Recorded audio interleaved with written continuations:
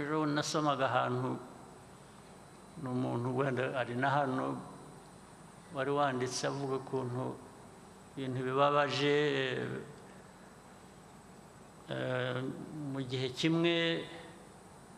yatashye ubukwe bw'abana batoya bacu nk'aba batatu amakwe atatu igihe kimwe hatarashira umwaka abo bana bose bari batanye nabisomye ejo bundi kandi ngira ngo ukuntu yabivuze umuntu wabivugaga nibyo ariko ubwo yavuze batatu bashobora kuba bari na 30 ahubwo bana barashakanye ababyeyi babo barabashyingiye ndetse babafashije no barabubakiye babahaye basangiye ibyo bafite abantu babiri bananirwa kubana bate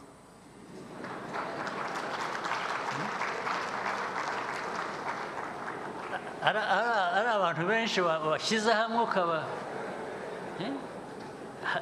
ariko babiri